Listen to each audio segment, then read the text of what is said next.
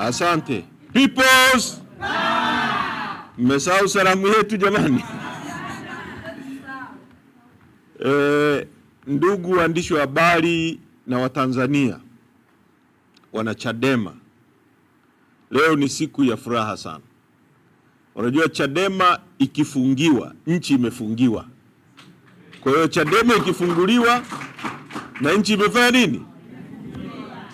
Na nchi ina furaha leo.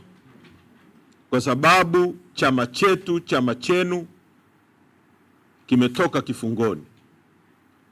Na kwa maana hiyo siasa ambayo ni maisha yetu yana resume upya. Na hakuna jiwe litaachwa juu ya jiwe jingine. Nyie wa Tanzania mnajua, sisi hatuna shughuli ndogo. Shughuli yoyote kwetu ni kubwa na ina maana. Na tunajitolea kwa dhati kuifanya. Nataka nichukue nafasi hii kuwashukuru sana wanachadema kwa vigilance, kwa uvumilivu na ustahimilivu. Waliotufungia walifikiri tutasambaratika, lakini nataka niwaambie wameimarisha mno Chadema. Na nafikiri wanakuaga sijui hawasomi vizuri dunia hii. Dunia hii hakuna jambo jipya kama wanavyosema. Ukiona jambo linafanyika leo, na ndio maana kuna history, ni jambo ambalo watu walisha test huko nyuma, wakagundua madhara yake, wakajifunza. Nchi zenye demokrasia zimepita kwenye udikteta. Ukiona Ufaransa, walijaribu udikteta, walijaribu kuwa chini ya mfalme, lakini Mfalme Louis alikanyaga watu na watu wakachoka sana.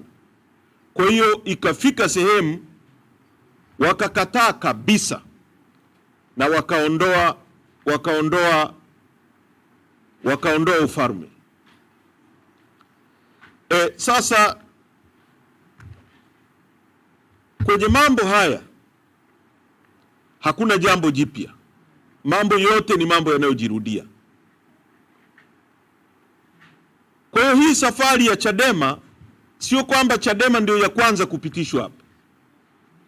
Mfano mzuri wa vyama ambavyo vilijaribu kuuawa na dola lakini vina sauti ya wananchi na ikashindikana, mfano ambao tunautumia wakati wote, ni mfano wa ANC ya Afrika Kusini, ambayo kwenye mapambano yake yanafanana kwa kila jambo na mapambano ya Chadema inayoendesha. ANC ilifutwa hatimaye na makaburu wa Afrika Kusini, wazungu. Rais wa ANC wakati ule au kiongozi wao akakamatwa, wengine wakakimbia nje ya nchi. Lakini ANC haikufutika kwenye mioyo ya watu. Chadema inabeba agenda ya kubadilisha nchi. Chadema inabeba agenda ya afya bora kwa watu. Chadema inabeba agenda ya rasilimali zetu kutumika kubadili maisha ya watu, kila mtu awe na uchumi. Chadema inabeba agenda ya vijana wetu kupata ajira kwenye nchi hii. Chadema inabeba agenda ya kuwa na barabara bora. Chadema inabeba agenda ya kuwa na kilimo bora, ya watu kuwa na maji, watu kuwa na makazi bora, kwa sababu inawezekana. Hii ni nchi ambayo ina madini yanayoitwa rare metal, ambayo yanatumika leo duniani huko kutengeneza silaha tunazoziona. Yanapouzwa, watu wanataka waone hiyo tafasiri kwenye maisha yao, kwamba madini yetu yameuzwa. Leo mimi nina nyumba, mtoto wangu ana ajira, natibiwa vizuri, hakuna shida ya matibabu, hakuna shida ya barabara. Unapojaribu kuua hiyo ndoto ya Watanzania kujipatia maisha bora, Watanzania watakushughulikia na hawatakubali. Ndio maana katika kipindi hiki cha ukimya wa siku 310 nchi yetu imekuwa na matatizo makubwa sana.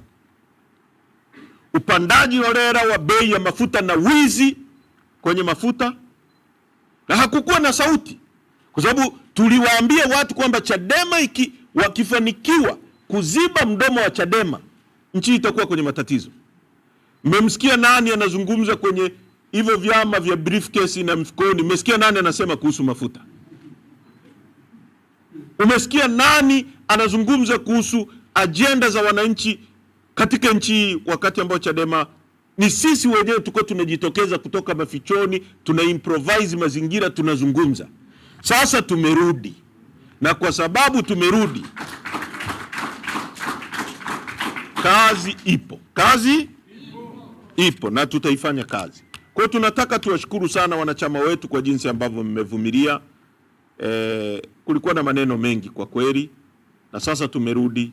Tunaishukuru mahakama kwa hapo ilipotenda. Tunajua matatizo ya mfumo wa mahakama ya nchi, lakini tunaishukuru katika hili.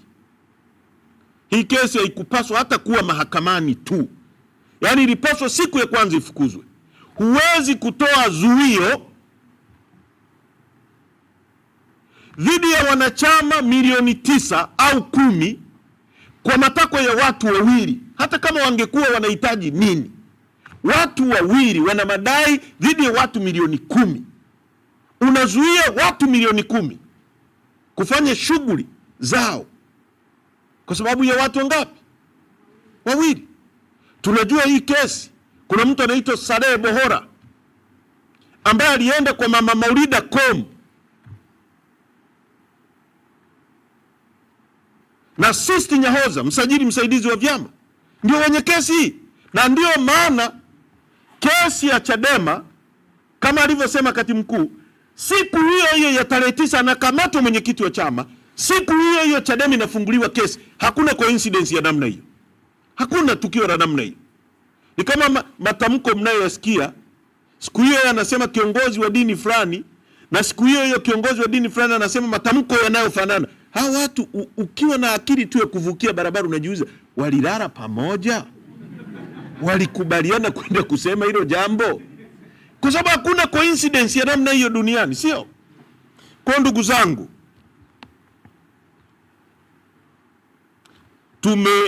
wanachama nchi nzima, wanachama wetu nchi nzima, bendera zipande kwenye vijiwe vyetu kote, ofisi zetu zote, vikao mbalimbali vikae, na kamati kuu inapokutana tarehe 29 itatoka na mwelekeo. Lakini maandalizi kwenye grassroots, sisi ni chama ambacho kina wanachama kule chini, maandalizi yafanyike. Tutaanza upya, kanda zote ziwe in full operation, na mapambano yetu yataendelea. Sasa mwelekeo wetu ni kuhakikisha mwenyekiti wetu anaachiwa. Ndio jambo moja tunalotaka. Mwenyekiti wetu sio muhaini. Mwelekeo wetu na wanachama wetu na kampeni yetu ni kutaka sasa mwenyekiti Tundu Lissu atoke ndani. Mwaka mmoja ni mwaka mrefu sana. Hapa duniani ni Mungu anatuweka hapa, na yeye ndiye anayetupa siku za kuishi hapa. Mtu mmoja akikanyaga hata lisali moja la kwako, hawezi kukurudishia hilo lisaa. Achilia mbali siku. Hakuna mtu miongoni mwa hao watu wanaomshikilia Lissu ambaye anaweza kumrudishia mwaka wake ambao amemshikilia mle ndani. Huo mwaka umepita kwa uharibifu, kwa uongo. Kampeni yetu wanachama kote nchi nzima ni kutaka Mheshimiwa Lissu aachiwe mara moja, awe huru,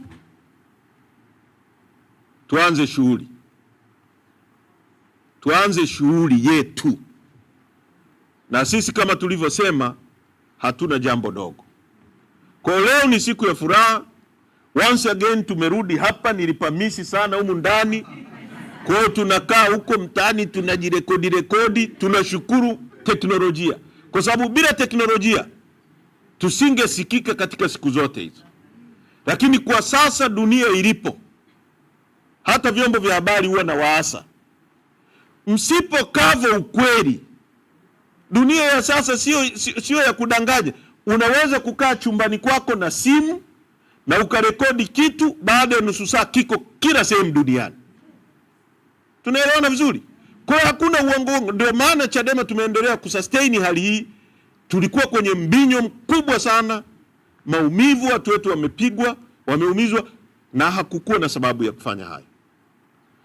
Tunashukuru kwa sababu leo ni siku ya furaha. Tunashukuru wale ambao mmeweza kusikia na kwa haraka mmekuja ofisini.